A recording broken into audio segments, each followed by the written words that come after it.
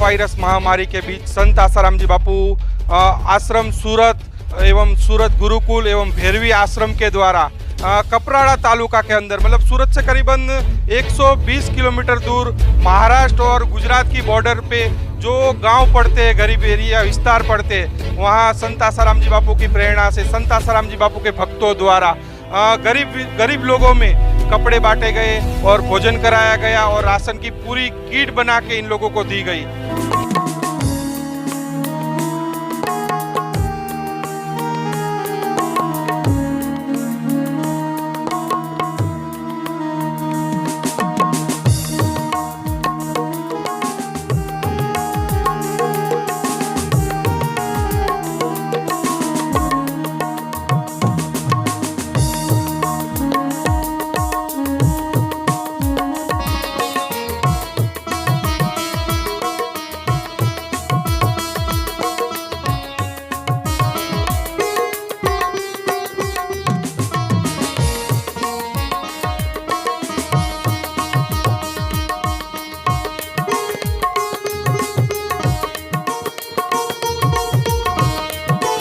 आज हमारे साथ बात करने के लिए सूरत आश्रम के जगदीश भाई, उनसे जानेंगे। जगदीश भाई, किस निमित्त ये हो रहा है? ये हो रहा है संत श्री आसाराम जी बापू आश्रम द्वारा, गुरुकुल द्वारा सूरत से हम आए हैं और अनाज वितरण करते हैं। हर साल होता है, हर साल हमारा भंडारा तो होता ही है, दीपावली के पहले बापू जी की प्रेरणा से करते ही है।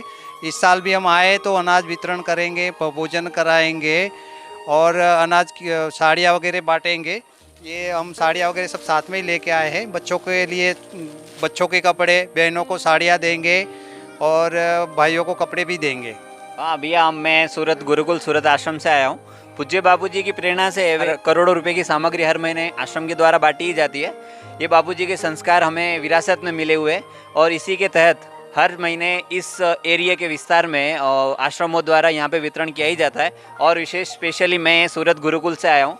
गुरुकुल में वहाँ हज़ारों बच्चे पढ़ते हैं। बापूजी के पूरे भारत भर में 40 जितने गुरुकुल है, तो गुरुकुल के बच्चों को बापूजी से ऐसी प्रेरणा मिलती है कि उन्हें जो भी खर्ची के लिए पैसे मिलते हैं, जेब खर्ची के लिए 10 रुपये, 20 रुपये, 50 रुपये, तो वो पूरे साल का अपना कलेक्शन इकट्ठा करते, पॉकेट मनी को, और फिर उन पैसों से अब छोटे बच्चों के लिए कपड़े खरीदते हैं, अच्छे सत साहित्य लेते हैं और कैलेंडर और दिवाली की मिठाई, इस प्रकार ये सारी चीज़ें लेके ऐसे विस्तारों में जहाँ उन चीज़ों की लोगों को परम आवश्यकता है, ऐसे लोगों तक वो चीज़ें पहुँचाते हैं और अपने को जो भी वहाँ पे उनको पैसे मिलता है उनका वो सदुपयोग करते हैं।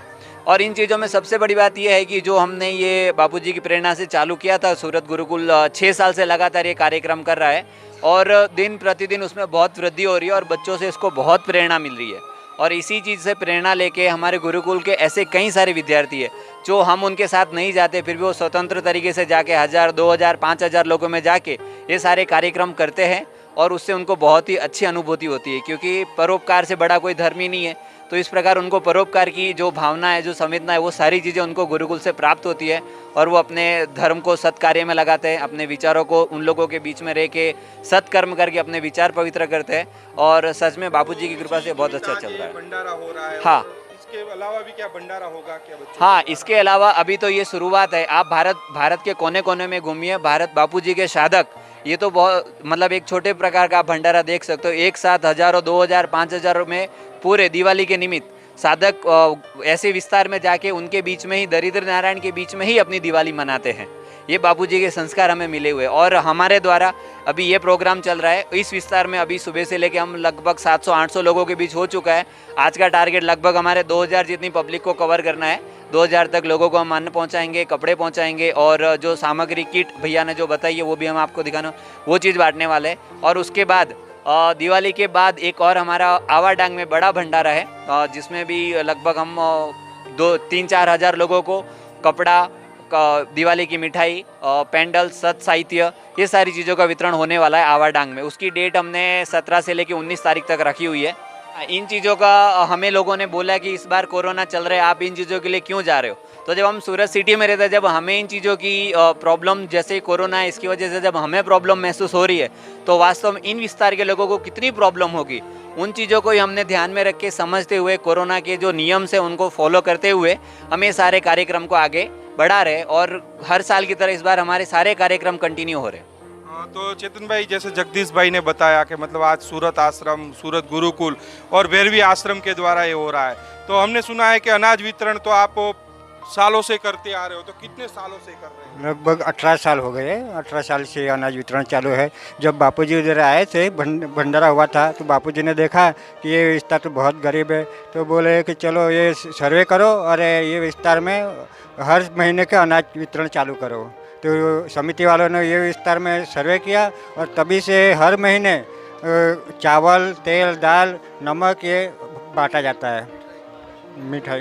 मतलब इस बार दिवाली है तो ये कपड़े भी लाए हैं, साड़ी इस बार लाए हैं, सब और हाँ। मिठाई भी, मतलब मोहन थाल भी हाँ। खिलाओगे लोगों को? इस बार दिवाली के निमित्त मिठाई और कपड़े, नए सूरत कपड़े से सब, ये सब भेजा हुआ है। हाँ भेजा हुआ है, ये सब लाए। सालों से चल रहा है। तो अभी कोविड था, मतलब कोरोना वायरस था, लॉकडाउन था, तो लॉकडाउन में भी क्या लोगों की मदद जारी रही कि बंद हो गया? कभी बंद नहीं हुआ, लॉकडाउन में भी चालू ही था ये सेवा हमारी। आज कितने गांव कवर करेंगे? मतलब अभी देख रहे हैं हम, कितने गांव लोगे आज?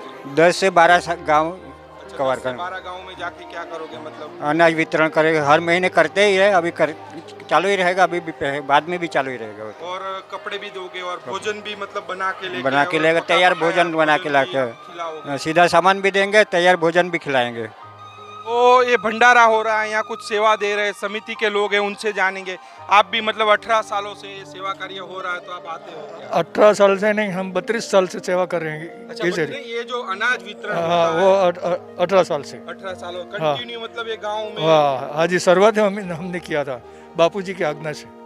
जब भी मतलब कैसे, क्या प्रेरणा मिली, कैसे ये शुरू हुआ? वो तो बापूजी ने बोला था कि जंगल एरिया में आप भंडारा करो और अनाज पानी सब आश्रम से मिलेगा और उसका पेमेंट है ना अहमदाबाद आश्रम देगी। अच्छा, मतलब संस्था संस्था के द्वारा पेमेंट आता है है और लोगों में अनाज वितरण होता है कंटिन्यू, मतलब 18 सालों से हर महीने होता है और वो भैरवी आश्रम उसका अरेंजमेंट करते हैं।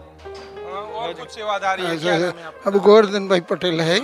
हाँ, मैं 30 साल से बापू का साधक हूँ और 30 साल से, और ये 18 साल से ये सेवा में हम जुड़े हैं इधर। और वापी में कोई भी जगह पे प्रोग्राम होता है तो हम इस सेवा में जुड़ते रहते हैं। और ये प्रोग्राम में हर साल मिठाई, सब दिवाली की सीजन होती है तो मिठाई है, वो कंबल है, वो वितरण करते हैं हम अच्छी तरह से। तो कुछ महिलाएं भी है सेवा में, उनसे जानेंगे। बहन, आप भी सेवा में आते हो? हाँ, हम लोग 4-5 साल से इस सेवा में जुड़े हैं बापूजी के साथ। क्या मिलता है वास्तव में ये सब हमें, ये सेवा करके हमें परम शांति मिलती है और अंदर से हमें सुख मिलता है। और बापूजी हमें आत्मा प्रेरणा देते हैं कि हम ऐसे आदिवासी विस्तार में जाके हम सेवा करें। जिन लोगों को ऐसे दिवाली के मौके पे किसी को मिठाई भी नहीं मिल पाती है, जिसको हम मिठाई वितरण करते हैं और उसके लिए हम बहुत शांति मिलती है हमें इस चीज़ से। आप यही गांव के रहने वाले हो? हाँ, मैं यही गांव के रहने वाला हूँ। यहाँ 18 साल से ये सेवा प्रवृत्ति चल रही है। हर महीने में दूसरे रविवार को यहाँ अनाज वितरण किया जाता है। लेकिन यहाँ अभी दिवाली है तो दिवाली के पर्व पे यहाँ सबको साड़ी दी गई, छोटे बच्चे को कपड़े दिए और भंडारा किया और दाल, चावल और तेल ये सब हर महीने देता है। लेकिन दिवाली पर्व है इसलिए विशेष रूप पे हुआ है। ये कौन, महाराष्ट्र, मतलब मराठी लोग ज्यादा जानते हैं? हाँ, यहाँ से मराठी सब जानते हैं। महाराष्ट्र की बॉर्डर है इसलिए, तो इनसे हम जानेंगे। पहले माता जी कितने सालों से लेने आते हो? हमारे फार साला झाले अनाज द्यायला। क्या बोल रहे हैं? ये कि हमें कम से कम 18 साल से यहाँ से ले रही है अनाज। 18 सालों से? हाँ हाँ, क्या क्या देते हैं लोग? तांदूळ देते हैं, डाळ देते हैं, तेल देते हैं, गारा देते हैं। मतलब 18 सालों से कंटिन्यू हर महीने आप हाँ, आते हो, हर महीने आपको मदद मिलती है? हाँ, कपड़ा देते हैं। हाँ, आज क्या क्या दिया आपको? दिखाओगे क्या? आज कपड़ा दिला है। अच्छा, ये साड़ी भी दी है आपको? हाँ, दिवाली पे नई साड़ी दी है। और क्या क्या दिया आपको?